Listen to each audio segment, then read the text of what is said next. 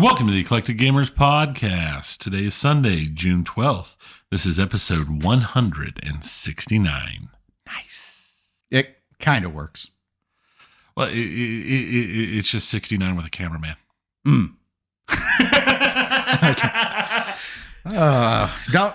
Don't remind me about cameras and podcasts. Oh my gosh. The listeners do not know. We have been discussing the spiral down the drain that is the pinball show and its attempts to go video. Next thing you know, it's going to be candid camera. You're not going to know about it. Zach's going to sneak a camera into your room. And then the next one, you're going to be like, no video, but you'll just see this weird, like 3/4 image from behind from a corner that's all grainy and looks like 1980s CIA spy camera footage of you sitting there. Paranormal Activity movies. Yeah, exactly. I never could get through those. Well, but what we can get through are our intros. Tony, yes. What have you been doing? What's been going on? Well, it has been an interesting couple of weeks when it comes to free time, which occasionally exists. I've been working on the Hard Space Shipbreaker story mode since that game is now in full release and no longer early access. I've also been once again taking care of myself in a healthy way, eating less, exercising more, which has become a lot easier because my daughter, my eldest daughter, is doing a summertime cross-country conditioning thing that the high school's holding because she's going into high school because I'm old. And so I'll go and take her to wherever they're conditioning because they're in parks and whatever. Then they just go and they spend an hour or so running. And because I like to get wherever we need to be at least 20 minutes early, we'll get there early and I'll take off and I will start walking with the goal of being done shortly before they're supposed to be done. So Saturday morning, we went to this park that I've never been to here, real close to my house, only like 5 or 10 minutes away from my house. And it's this beautiful park out in the middle of nowhere, great wide paved concrete path. Everything's cool. And so I start walking. I'm like, da. And I'm walking down the thing and I walk not very far. And then there's a little mile marker. And it says a mile 11 and a half because we're coming from the back side of the park instead of the front. And I'm like, well, I know the walks I've been taking during the week, I'm normally doing between about 2 and 3/4 of a mile. I'm just going to push a mile and a half out, mile and a half back. 3 miles, no big deal. And I've got plenty of time. They should be getting done about the time I get back from my 3 miles. See, the problem is my walking paths at home and at work that I use are all in flat terrain. Oh, yes. So I'm hiking, I'm walking, I'm like, and it's all great. And I hit the mile and a half marker I'm a mile and a half in. I'm at the 10-mile marker and I'm like, okay, I'll turn around here. And as I'm coming up to this marker, I hear all this slamming on the ground behind me. And the first band of the cross-country runners, all the senior and junior boys run past me. It's like, okay, cool. I turn around, I start walking back, and here come a few more boys, and then here comes the first big group of girls. Here comes a few more girls. Here comes my daughter and her little group of friends, and a few more people, stragglers here and there. And I'm walking back. I'm like, this isn't going to be bad. I should get back just before them. No big deal. And I'm walking, and I hit a point, and I kind of come around a corner, and I'm walking, and I'm tired, and it's hot, and it's humid, and I'm like, do. And I kind of look up because I'm just kind of looking down. I'm listening. I'm listening. I've got my earpiece in, and I'm listening to Jack Ryan and the Clear and Present Dangerous because audiobooks are the best thing to listen to when you walk. They really help you get a rhythm. I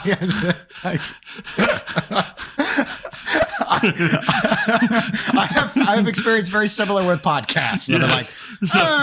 No, we're putting on disco classics now. And that's what I ended up doing. But I'm walking. I'm like, oh my God. I just suddenly feel like I'm dying. And I'm just still moving forward, always stretching forward. And I look up and I look up and I look up and I realize I'm looking up. I didn't notice it when I walked out. But there's a half-mile segment of just enough of a grade that it was amazing when I walked out. But coming back at the end of the walk, my fat butt is dying. as I'm going up it. And yeah, it's like I killed the audiobook. I kicked on my pinball tournament music mix because I needed the energy. I needed the energy. I need the high BPMs and everything. And I'm sitting here and I'm like, also I hear tick, tick, tick, tick, tick, tick, tick, and all these people start passing me. I'm like, oh my God, I got like a mile left to go. And my daughter comes up beside me and she's talking to me and I'm just like, I'll see you when I get back. And she takes off and all these people are blowing past me and I'm like full on wheezing, sweat pouring off my body, just barely able to breathe. And I come around a corner, another corner, and there's a bridge, and there's a couple guys sitting there, and they're big guys like me, and I'm just sweat streaming. I'm just gasping for breath as I'm just walking. I'm just keeping a steady pace. I come around the corner, they just both look at me and they go, "You went too far, didn't you?" I'm like, "You went too far." And I just kept going because I knew if I stopped moving, they'd have to send an ambulance because I'd be dead. So I just keep going, and I go around, and I'm like, and then I'm there. There's the 11.5 mile marker. It's another quarter mile to the trailhead. And I just kept going, and I just kept going, and I just kept going.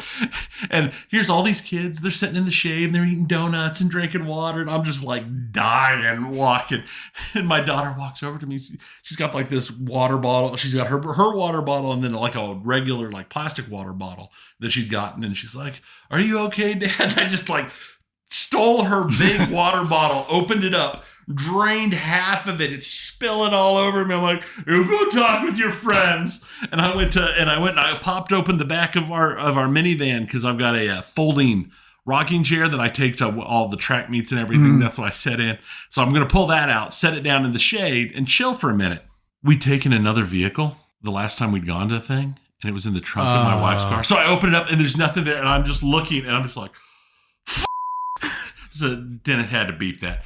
But so I just laid down in the back of the minivan with the thing open and the windows open and the breeze coming through, gasping for breath.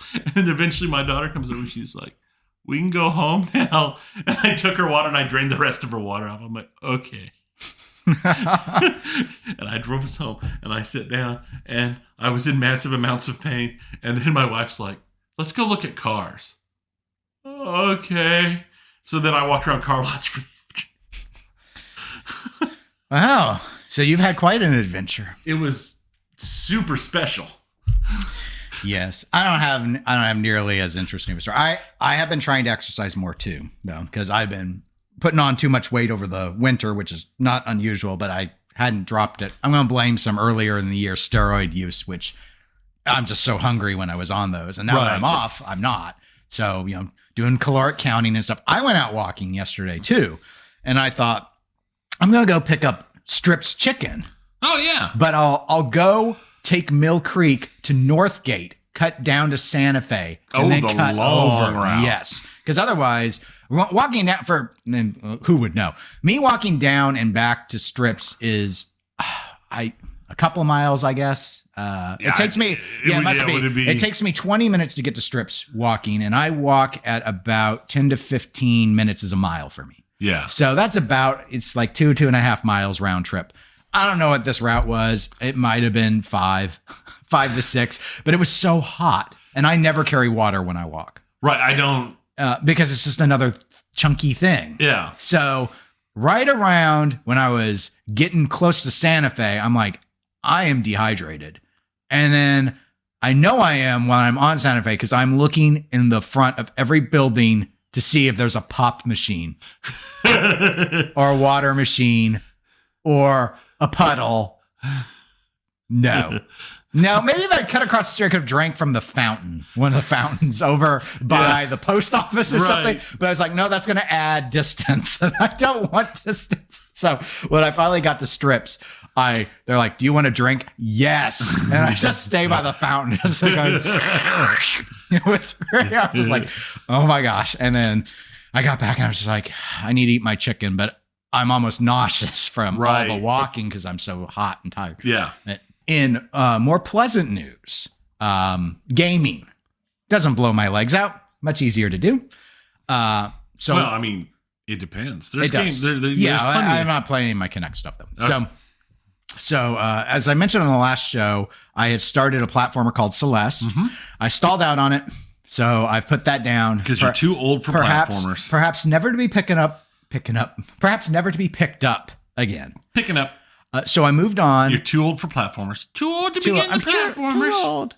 So I moved on to a game called Another Sight, which has it's not a great game. It's sort of a puzzle platformer. The platforming isn't very difficult. The puzzles, by and large, aren't very difficult. There were a few that seemed a little nebulous to me, but most of it's just traversal. You have your sight's damaged early on in the game, and there's a cat with you, and you have to alternate between controlling the cat and controlling the girl to be able to figure stuff out. So I won that. So got through that, and then I played a little bit of some walking simulator called Gone Home yesterday, and I've messed around just in a few other things. So I haven't really decided what I'm going to move on to from Another Sight. And I've been putting in some more pinball time, mostly on Godzilla, unsurprisingly, because it's my newest game, but also Walking Dead, because Walking Dead has a lot shorter ball time than Godzilla does. So when I need a lesson in humility, it's a good one to turn to. And that reminded me, all of this, writing all this up for today, I never talked about the Hydra shirt that we have in our Teespring store, Tony. I never brought it up on this show. I think I brought it up on the pinball show, but I never brought it up here.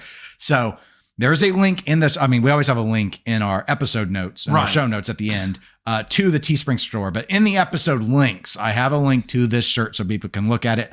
But this was loosely inspired. It's like based on a true story. This is loosely inspired by the whiteboard at Deep Root regarding the Gladiator game. And so the front of the shirt has a rising graph line that says rising action. And at the top of it is a Hydra, because you need a game to build up to a Hydra. And then the back of the shirt has one of my favorite sets of quotes from the whiteboard, which is, first round is easy, second round is hard. Really complicated sort of stuff. Super. That next level. So if people are interested, breaking. People are interested in, I think, because this is a tri-blend, I think this ranges from small to 2XL, I think is all. They don't have very many size options, but it is available. So let's go to the pinball segment. Because so far, this has been eclectic running, walking podcast. Well, walking, let's be fair. We weren't. Yeah. I always tell myself, running's a great way to destroy your knees, no matter what size you are. So walking's a great way to destroy your knees when you're my size. Well, actually, my problem isn't my knees. It's my ankle. It's your ankle. That's why you've got them special shoe things. Correct. They're called arches. And I have an ankle brace coming too. Because I did I had to do a big, long walk related thing. I was giving a tour the other day at work in my 8-inch steel-toed boots, and my ankle didn't hurt at all afterwards. After walking several miles, I was like, because it's holding it right. Nice. I was like, I need ankle support, and that's when I found out they don't make high top shoes anymore. They fell out of. As a high schooler, I didn't, and mostly middle school, because that's when I tried them on for like basketball, and I never liked, they felt weird to me. Yeah. So I guess they felt weird to a lot of people. Yeah. But you know what doesn't feel weird to people, Tony? Pinball. I mean, it could feel a little weird. No. So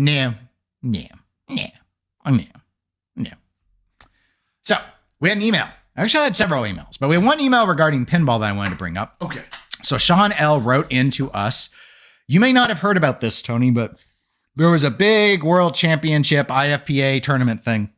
And there has been a ton of discussion because Keith Elwin, the GOAT, greatest of all time, seen not only now as a champion pinball designer, but for a long time a champion pinball player. He conceded in the final game of his final round on his final ball on Dialed In, when he was behind by about, I believe, 800,000 points against Escher Lefkoff. He walked up and just plunged and conceded the game instead of attempting to win. And so there's been a bunch of pinside discussion. Other podcasts have been talking about this because for a lot of people, it was the first time they ever can think of that they saw in a high level tournament, someone who had a chance to win actually just give up. And so this is what that email is about. I just want to give you some context. So Sean writes, I see this as such a non-story that I debated even sending this email. But after hearing so much debate on TPN, the Pinball Network, and other podcasts, I want to chime in. I have played in many national championships in Canada in my sport, curling, which I thought you would appreciate, Tony. I like curling. It's the best part of the Winter Olympics. Many may laugh at the sport, but it is in the Olympics. It's the best part of the Olympics. And conceding is a normal part of the game. You look at your odds of making a comeback, and if you feel you likely won't win the game, you concede, shake hands, and move on. Happens all the time, and even in championship games. No disrespect, nothing more than an internal calculation. What Keith did in my eyes is a non-issue, and I expect he just thought his comeback chances were low and conceded. You will likely see more and more of this happen as the sport grows. So I just wanted to get your thoughts. Thank you, Sean, by the way, for writing in the email. What are your thoughts on the idea of someone conceding in pinball? I'm amazed this is a thing people are talking about. It seems like absolutely nothing to. I've conceded in pinball. I've conceded in tournaments around here. Have you? Yeah. See, I never have, but I've had my spirit broken so bad that I know I haven't tried hard anymore. No, I have full on had games where like I'm going into ball 3 that there was no way they're so much above the best score I've ever had, especially in busy tournaments and stuff. It's like, no, there's no reason. There's no reason to waste everybody's time. And I've conceded, and I've had other people concede to me in wargaming tournaments in the past. The only times that it's not really a thing is if you're in one of the tournaments where the final score of each match can have an effect, even if you're the loser, if the points are taken. I've played tournaments where your points totals that you earn from playing count, even if you're on the loser side. It can still help. This is the only times I've seen people not concede when it was obvious that it's like, there's no reason. We're just stretching it out. It's like, if you're at a point where it's like, it's going to take 20 minutes to finish out this game, but there's zero way I can actually win it. All I can do is stretch it out. It's a waste of everybody's time. It's a waste of the tournament creator's time. It's a waste of the time of everybody there. So I'm totally fine with it. I've had people concede to me. I've conceded to other people. I'm amazed this is even a consideration as anything other than just a normal thing. Yeah, it's been, I mean, my stance was similar. It was, well, I've never actually conceded in pinball, but I've wanted to before. And I've never thought that there was a reason why I couldn't do it. Main reason usually, like in local tournaments, why I don't is my logic is often I paid money. I'm going to play all 3 of my balls just to get my money's worth out of the machine sort of thing. But yeah, there've been plenty of times where I still remember the time I played against Phil C in one of our local tournaments, and it was on Party Zone, and he had ramped out for over 10 minutes, and I was going to have to do it for like 15 minutes just to catch him. And I was like, I don't even have the accuracy to pull that off, even with that easy ramp. And there's just no way. I mean, and I've honestly considered conceding after ball 1. I've never conceded after ball 1. But I've seriously considered it because I've played games against people where they have double or sometimes triple the best score I've ever had on a machine on ball 1. And it's like, there's whatever. This isn't realistic. Right. It's interesting. I mean, and obviously scenarios are scenarios and everyone needs to cross their own. I never would have thought it wouldn't be, respectful, that there's something disrespectful about conceding. And no one had claimed that he did it in a very, like, he went and shook his opponent's hand or whatnot, is my understanding. I didn't go back and watch the clip, but, it just depends. I mean, I had a game, a Bram Stoker's Dracula against, Steve H, one of our top area players. And I mean, he like doubled my score. I still played that one out really, really hard because I had also already hit my best score ever. And even though I knew I couldn't beat him, I wanted to see how good I could do on the machine. Right. So, but all that said, I've had instances like when we still had Rob Zombie on location where I wanted to concede before even playing. Right. That's just now some of that was, and some of that was I felt that the only way to get a game out of a lineup in a pay to play location is to not put money in it. Right. So interesting. It's interesting. So because obviously I've not been following this because this is the first I've ever heard of it. But the fact that somebody might think it is this is disrespectful. But I've seen plenty of tournaments where they're playing and they're right at the end and the guy's trying to catch up and he drains and he gets mad and he slams the machine to the side, or he throws the machine to the side one way or another, or he hits the machine and walks away. And that's not disrespectful. Well, that didn't come up in the discussion. I think most people would agree that there's some sportsmanship stuff. Yeah, but I mean, to me, this is just. I mean, something like this is just going. Yeah, no, you win. Good job. I can't possibly catch up. Let's get going. Mm-hmm. It just seems. It seems the exact opposite of disrespectful to me. Most people seem to agree. Well, that means most people are smart. But it got conversation going, which maybe was good. I don't know. Speaking of good, this may not be good if you're fans of these games, or it may be good if you're fans of other games that you're hoping will actually get built. Stern Pinball has apparently informed their distribution network that Guardians of the Galaxy and Led Zeppelin are both getting a final run, and then they are done producing them. I was surprised to find out they were still making Guardians. I'm not. I'm surprised they're ending Led Zeppelin already. That's how bad that game is. I am not surprised they are ending Led Zeppelin. Yeah, given how it's been given in our own area, the price cuts I've seen on Led Zeppelin games in a desperate attempt to move them. Yeah. I am not in any way surprised. I was just surprised. Guardians came out such a long time ago. It is a good game. Yeah, that's the thing. It is an excellent game. Once the rules got there, it became a very, very good game. I was shocked to find out they were still building them. So anyway, technically, I mean, obviously they haven't put out a run in a while, is my understanding. So they're going to do one more on each of those, and then they'll put a little stock back and then shut down the line. Given how far behind Stern is on production, I think it makes sense to focus on fewer machines. And when you're technically got a library of like 20 plus, when you consider the flavors like premium and pro of games in your queue. That's a lot of custom parts that you need. So flushing some of this stuff out makes a lot of sense to me. Wouldn't surprise me, honestly, if they're still selling more Guardians than Led Zeppelins. No, that would not either. I think if you were to call distributors and they were going to be honest with what their final order counts are between the two, I bet you all of them have more for Guardians than they do Led Zeppelin. Yeah. Moving to another pinball company, Jersey Jack Pinball. We've talked about them quite a bit this year as we all anxiously await Toy Story's release. And they have a Facebook post up announcing that their next game will be revealed very soon. The rest of that post just provides information on how to best position yourself to get a collector's edition. Bend over, spread your cheeks. Oh, wait, no. Bend over, pucker up to somebody else's spread cheeks. I didn't watch the video on how to do it because if I were to get the upcoming Jersey Jack game, it wouldn't be a collector's edition. I don't buy the LEs. Or, well, in their version, the LE of the LE. Because they do the LE. CE? That's the CE. The steps to get the CE. The CE is the LE of JJP. Now, they do have an LE, and it is limited also, but they limit it at 5,000 and thus never actually sell out. So, I don't know. It's weird. And then like the SC, there's, Well, there are rumors. It's not for Rumor Corner. I'll share it here. There are rumors that there will not be an SE version of Toy Story. It'll only be 2 models.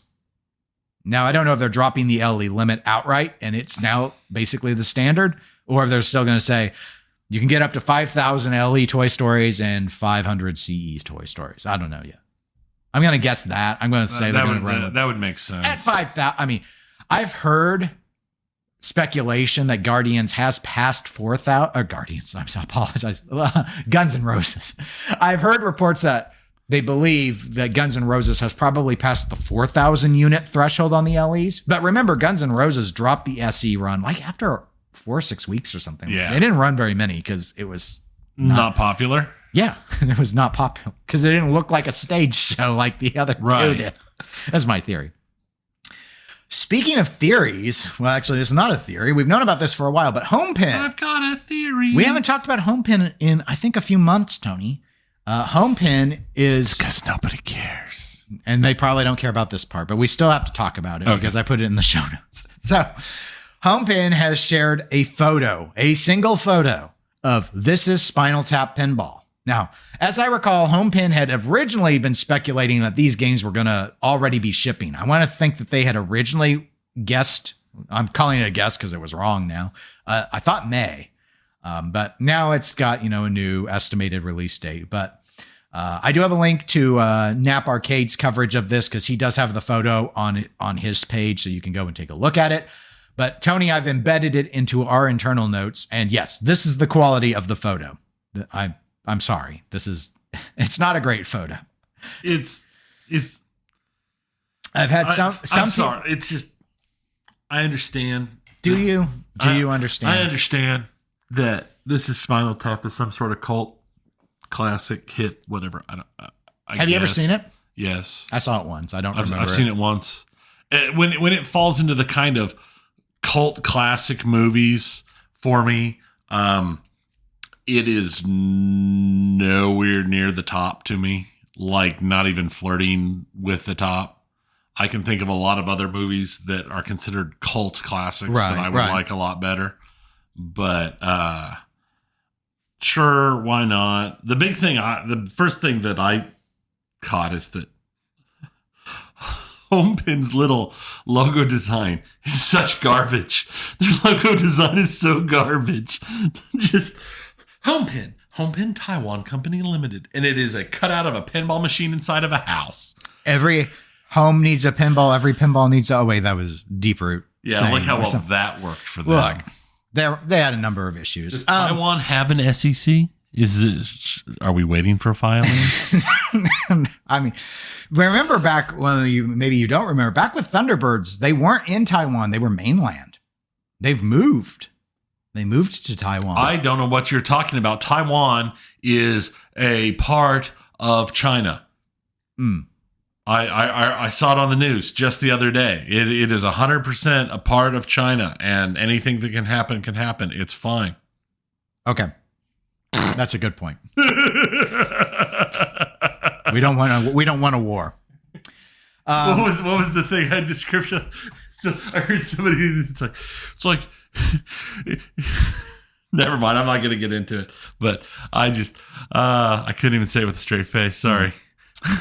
Well, anyway, there has been some attempts online from the few people who care about this title to analyze the play field. The biggest analogy, though it's definitely debated, is some people think that this, towards the back in particular, looks like the Getaway, but without the hyper loop, the turbocharger, supercharger, whatever it's called. I kind of get it from where the pop bumpers are. I get where they're coming from. Why does the ramp look like it's made out of pop can? Well, maybe it was. I mean, they did have that plastic water bottle ramp originally on Thunderbirds until they went and replaced that with a much higher quality metal ramp. And on the light on the side, is that exposed wiring just like looks like it's zip tied to the side of the machine? I think that's actually a double necked guitar. No. Behind and to the left of that. Yeah, maybe. Yeah, maybe. Like maybe they've got it in some tubing, black tubing to better match the. I don't know. The thing that confuses me, and this was in the initial announcement, so I understood it was going to be there, but why does this have a screen in the back like Jersey Jack, but then below that, it's got a standard single color DMD?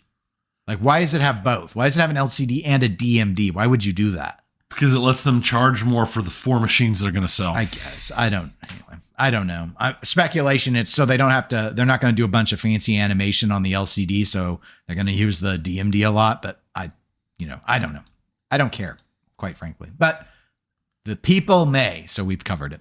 Congratulations, people who like Spinal Tap. I apologize that I'm not as big of a fan of Spinal Tap as you are. Now, next is something I think is far more interesting, though I don't think it's going to be built. And that is Jon Norris, who is the designer best known for his time with Premiere, has released a street level layout called Champs Elysees. Again, I've linked to Nap Arcade so people can go and look at the layout, but it's very, very detailed. So, and when I say street level, I mean it like this is truly a street level by design. Jon Norris has done it in the street level philosophy, low bill of materials, off-the-shelf assembly parts to make it. He describes what sort of cabinet it would fit in, and he's got the full bill of materials already put together on it. He's got a rule set laid out. I believe it's kind of inspired by like a Tour de France sort of race is the theme. And so he's got a few descriptions about how this is going to be. You just follow some color coding. You can stack features. And then the layout, again, true street level philosophy about easy maintenance, easy cleaning. And it's just a flowy, fast layout, as he describes it. And when I look at it, I think this looks really cool. Now, that being said, we have to declare my biases. I have owned 2 street level games in the past. I've never actually owned one designed by Jon Norris, though. But, and incidentally, there was a discussion on the Pinball Show where, my co-host Zach decided to argue that fan layouts were any game with 2 flippers, which doesn't make any, why would we not just call that 2 flipper layouts if that was true? It's not true. It's a bad argument. This layout, a 2 flipper layout, is not a fan layout. And you can see that it's not a fan layout. Just an interesting. Was he drunk? No, you know how he is. It just happens. It happens. Got to be contrarian. I'm reading the feature grant here. Mm-hmm. Low bill of material street level playfield, uses off the shelf assemblies, fits into a 28.25 inch by 45 inch cabinet, GDD with full rule set, BOM Excel file included, 2D CAD drawings. Has he just released this for people to get the information and build it themselves? And I need to go back and check it, but he basically put it all together so that, yes, he described it as this would be, in his view, a good design for a startup pinball company to do if you wanted to start a pinball company. Because honestly, this is kind of awesome. That thought. I don't care about the startup pinball company, but for somebody who has an interest in doing a homebrew, but doesn't really have a lot of the skills or stuff, a kit like this that is just the plans and everything. So you have to put together what you need and build a machine before having to do all the testing and the cardboard and stuff. Put it together yourself would be a good training wheels type thing. It'd be a lot like, when they give you like those simple woodworking kits for people who are wanting to learn carpentry. It's like, oh, hey, here's a little project. We tell you everything you need. We give you the exact plans and you to learn the skills necessary to do I think this is genius. Unless it is something that's locked behind only, somebody has to, it's only for a major company. But if it's something that's being set up and released as, even if it's just being charged a little bit, even for the plans and the code and everything, I think it's great as just like a kit starter thing. I really kind of like this idea quite a lot. Yeah, and I'm not entirely sure, in terms of the software and for the rules. That would be the big part. I mean, obviously, it says he has rules. Yeah, no, he does. I don't know what GDD means, so I don't know if that's a software. What does it run on? Is it designed for a particular board, or has he come up with the rules, but they still need to be programmed to work on a circuit board? Right. See what I'm... Right, and which would also be decent for someone as a starter interest thing. I'm going to look farther into this because this is the first I've heard of this, and I think I think it looks nice. I think it looks cool.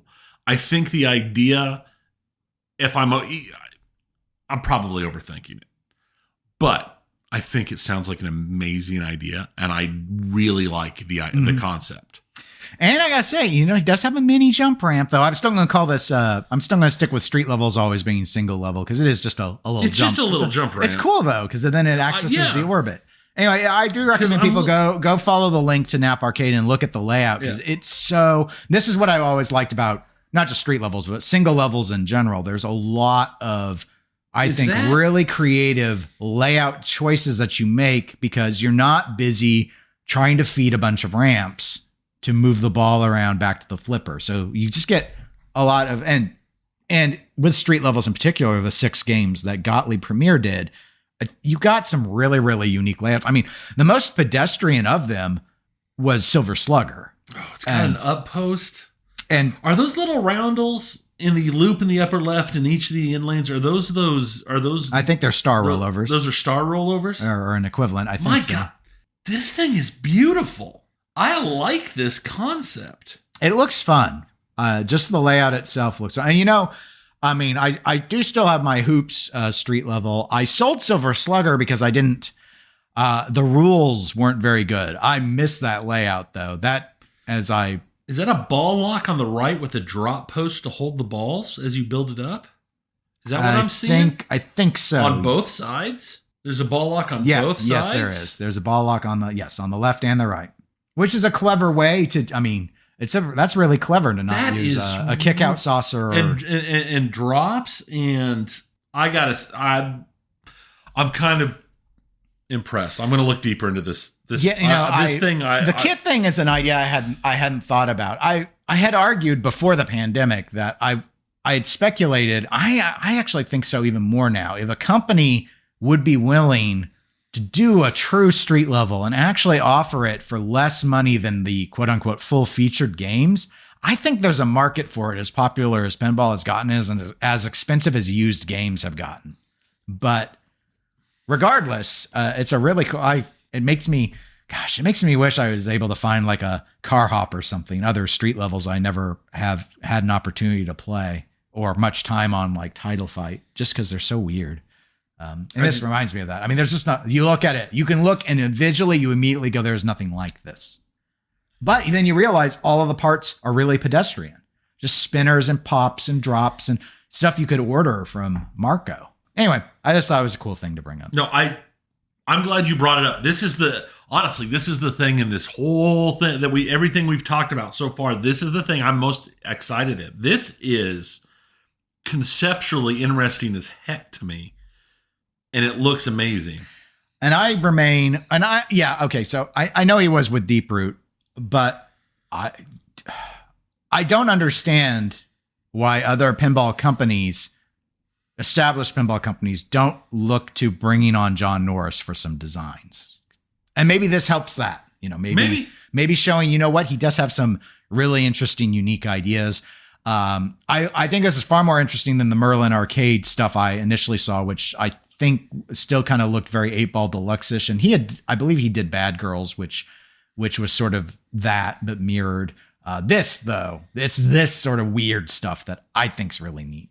So anyway, our final thing is the hit segment, more popular than Pinball Market Trends, more popular than pinball itself. Rumor Corner. Corners. Now we got to put in the corner. No, we got that song. We have to drop in the song.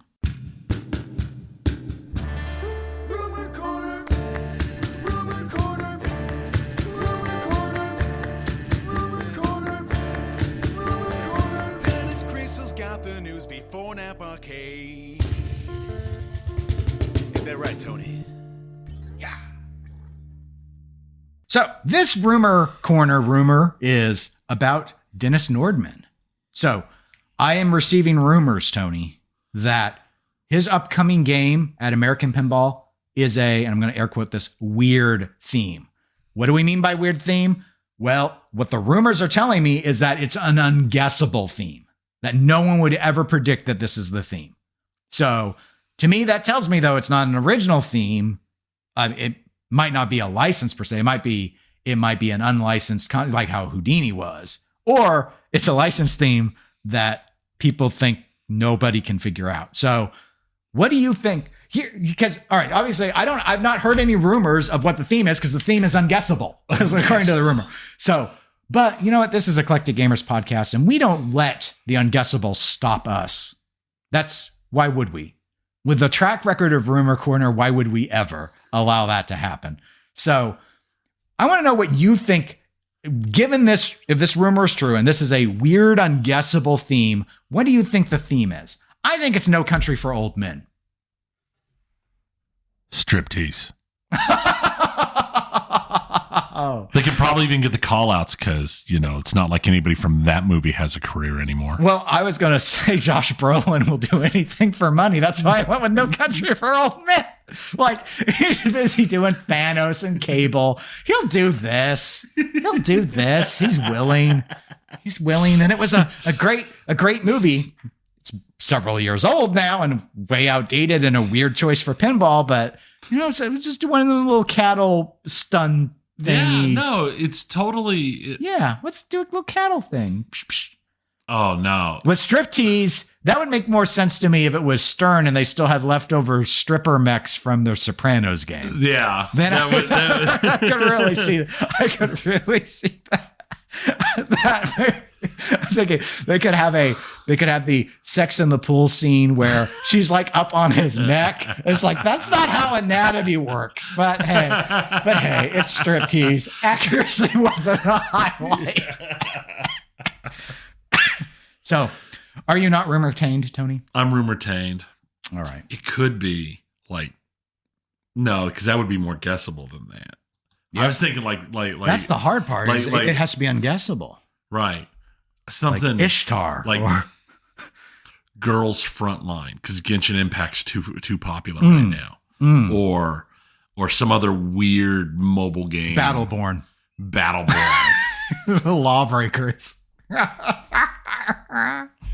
Azure Lane. Warida. Can't be Volcano. Too guessable. Dante's Peak. Oh, this is fun. Oh wow, that'd be. See, the thing is Dante's Peak wasn't terrible. I liked it. I really liked Dante's Peak, but it doesn't have Tommy Lee Jones using his fugitive skills against lava. And volcanologist Anne Hesh. Don't forget about Anne Hesh. The world has forgotten about Anne Hesh. I still, whenever I hear her name, I always think of that Harrison Ford movie with her 6 Days and 7 Nights where she goes, pirates as in ARG? That one, 6 Days and 7 Nights. Witness. Oh, the Amish one? The Amish one. Oh, no, that would be a cool, the kid's marble toy could be the contraption for a pinball. That would be pretty cool. That almost sells it alone, just that one mech. That would be pretty awesome. Well, as awesome as all this is, we probably do need to get into video games. So, we did have a couple of emails involving video games, Tony. One is from Blueberry Johnson, the key source for most of the information coming out of Deeproot at this point. He wrote in mostly to mention he's willing to clarify some things regarding Deeproot after our last episode, which I'm assuming means I got several things wrong. But we've moved on from that and didn't cover Deeproot in this episode. What he wanted to know on the video game front, Tony, is if you had tried WazHack. Not yet. Okay. Well, that solves that. It's all right. Well, we had another email. It's in my thing, but I'm between driver's ed, cross country camps, bunches of issues at work.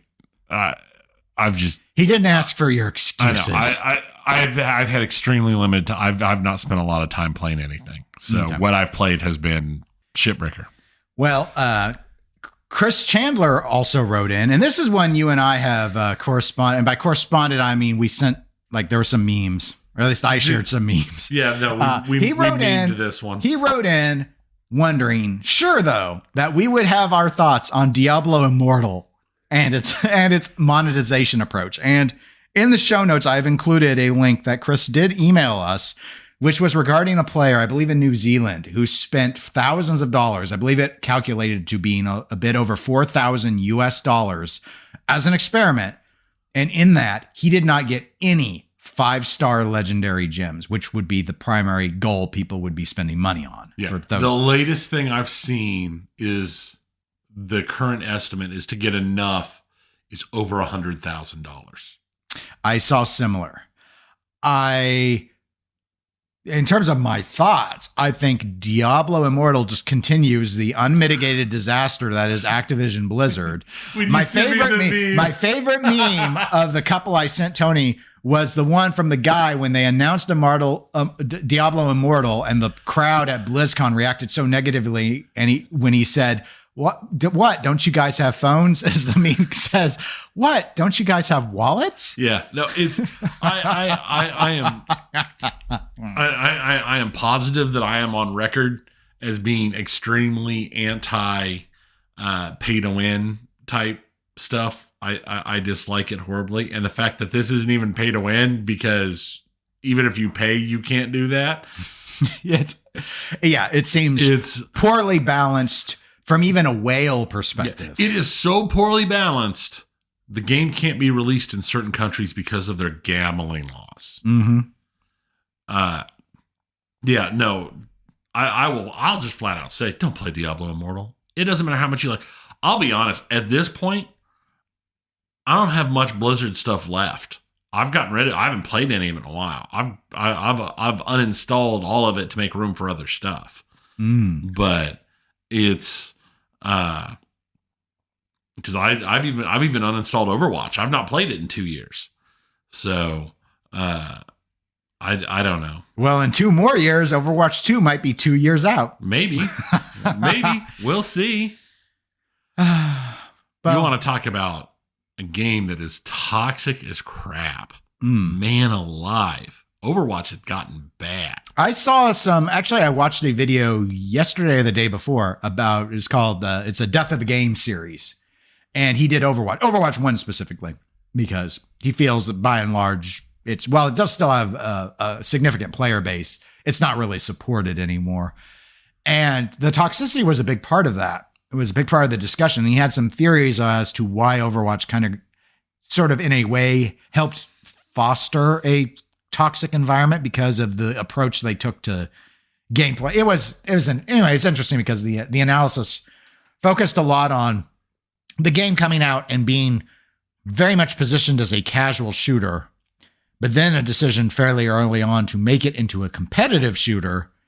But it's also not just a shooter because it's a very ability-driven game, but it's a game that was clearly designed within mind you going in with 5 friends. And what happens when you start doing pickup games in a game that requires extensive teamwork to properly play. Yeah. Which is why I don't play with audio on. Yeah. My daughter quit playing because she just could not handle the toxic environment. Yep. And so that was his analysis was that's the problem. If the game didn't require so much teamwork, there would be less toxicity because people get really upset when their team sucks. And it's real easy. And I usually will hop in just for events and play for event skins for Overwatch 2, because I'm assuming they'll transfer them over. Maybe not. And, I still get totally garbage teams, and I'm just like, I play so little now that I don't get as frustrated as I used to. And I can more often now shrug and go, well, our team just sucks. Like, they don't understand that you play an objective and they're going off trying to deathmatch. And it's just, that's not what Overwatch is. I mean, there's a mode for that. It's a bad mode, but you can do it if you want to play Widowmaker. Yeah. But you know what? Those aren't the only games that are really struggling, are they, Tony? They're not. It's not just Activision Blizzard. EA has troubles. It does. We had I don't have a whole lot in video games today because I saw we had a lot of pinball stuff. But I thought it was interesting because we've been talking a lot lately about Battlefield 2042. Yes, I had a huge update to download, and I hear there's another one coming. Yes, as they try to fix what they destroyed with the first update, because they released their season 1. And then it turns out that a lot of players are getting a load persistence data error and can't log into the game. That reminds me of back at launch, they had load issues. Yeah. That I ran. I mean, I experienced it. I bought this game when it came out. I don't play it anymore. I still have it installed because I tell myself, you like Battlefield, don't you, Dennis? You have phones and wallets. You have wallets, don't you? Oh my gosh. There's a death of a game on this also already. It doesn't surprise me because it's pretty much a dead game.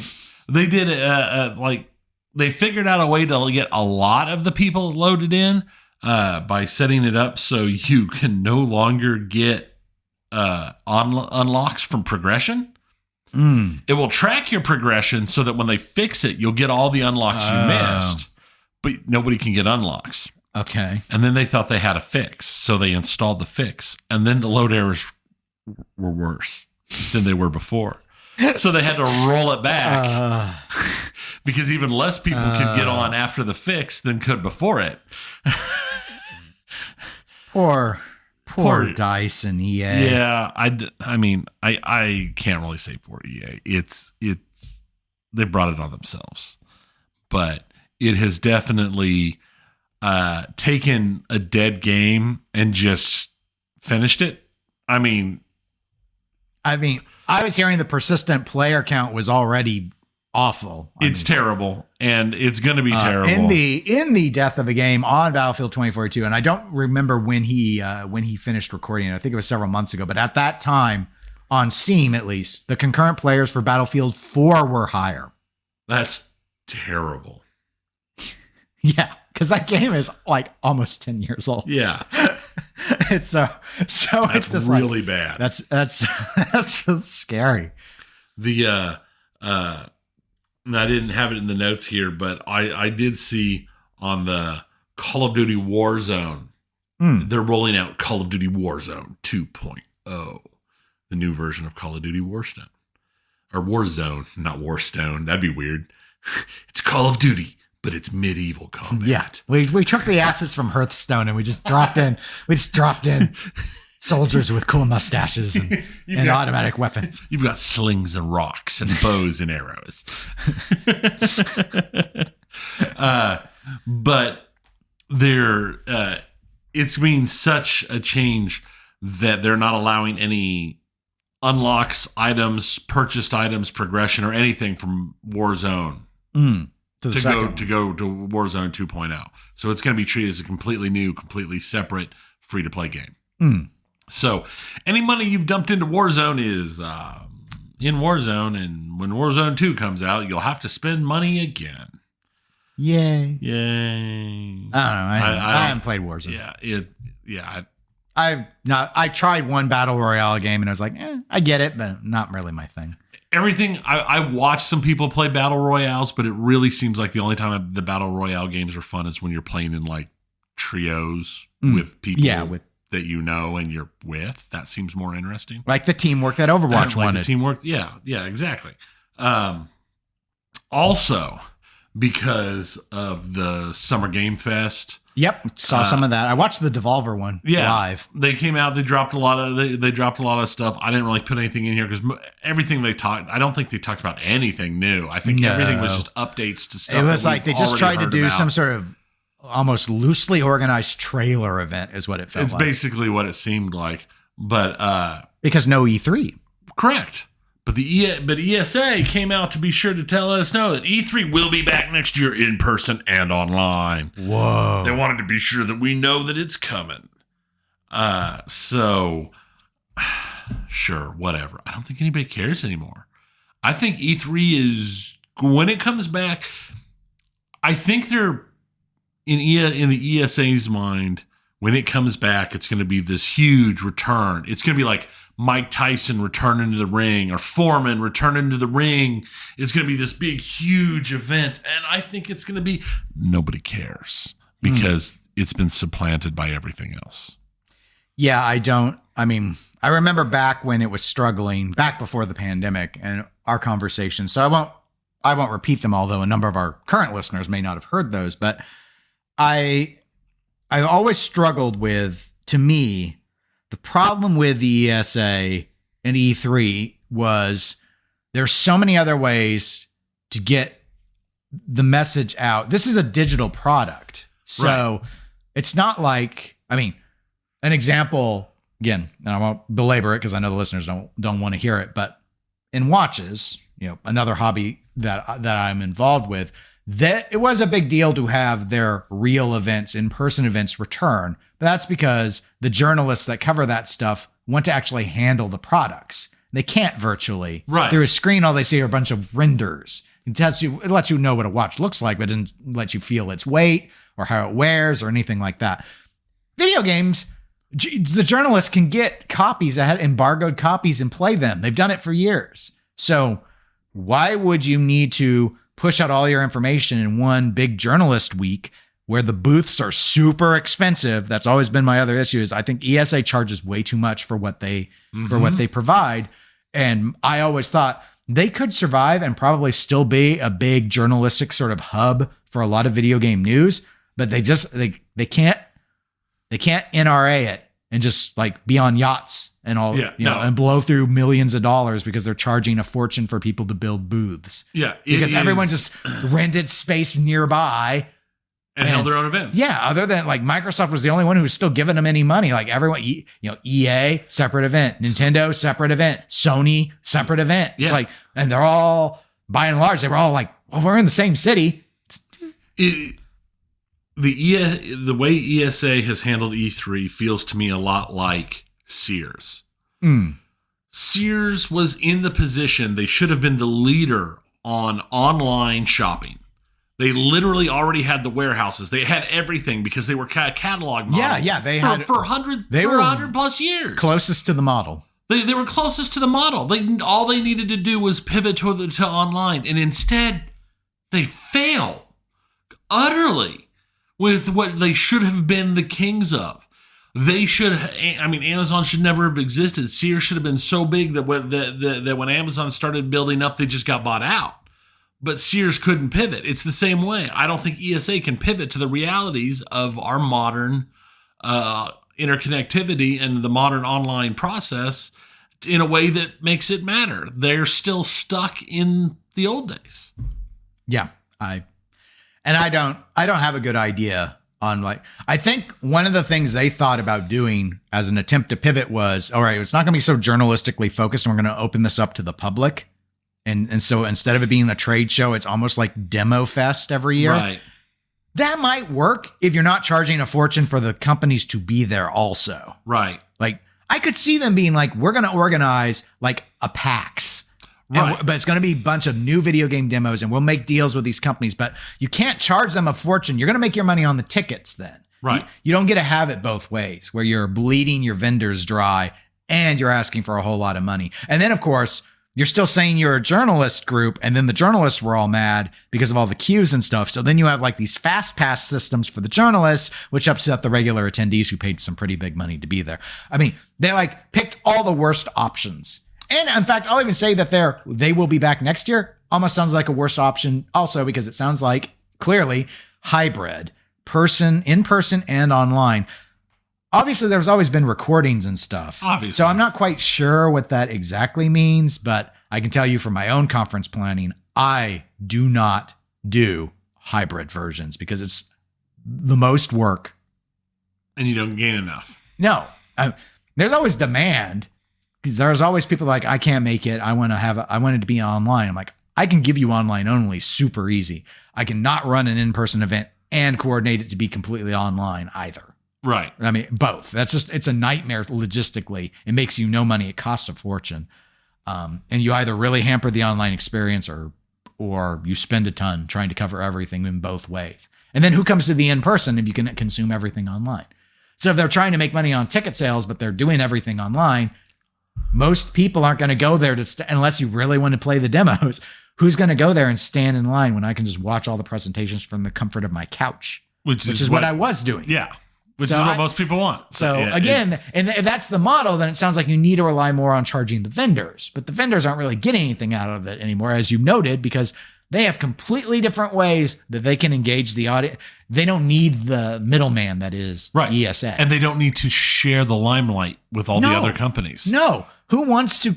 Do you really want to be there, be Ubisoft and lose E3 again? Yeah. Because that's the narratives people like us always do, is who won E3? We always have to ask that question because there's always a winner. Who won the event? Who shocked us? Who's the winner? Who gave us the best game? Or who put out the new piece of hardware, which always beats all the games? You know, it's like, why do it? Who did the super secret announcement that nobody thought was going to come out and then came out and then they won? And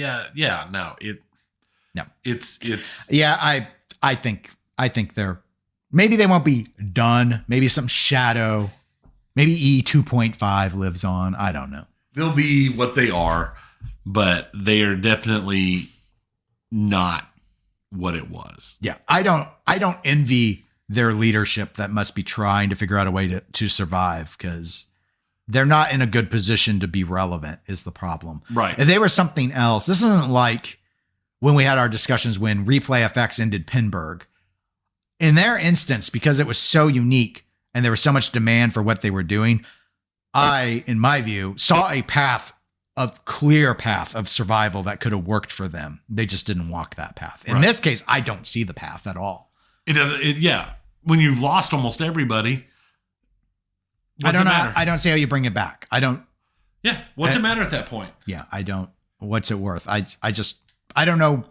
I don't know enough about them as an organization and what they bring to the table for what members or however they're structured. I don't know their structure. I don't care. I think they're dead. I think they're done. I think you're right.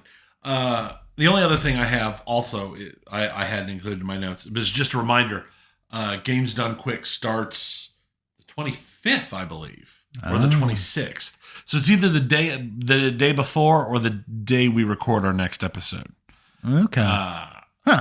Because it runs that week right into the beginning of July. Okay. Well, I have a work conference, so I'm going to miss half of it. But I have. Oh, well. Yeah. I'm in so much. I've got training, like full day training classes, like constantly. But our podcast will be planning to be back in a couple of weeks. So if you want to reach out to us in between now and then, you can email us eclecticgamerspodcast@gmail.com or go to facebook.com/eclecticgamerspodcast and shoot us a message through that messenger tool. We're available on Twitch, Twitter, and Instagram as eclectic_gamers. And that's it. We'll talk to you guys next time. Bye-bye. Bye.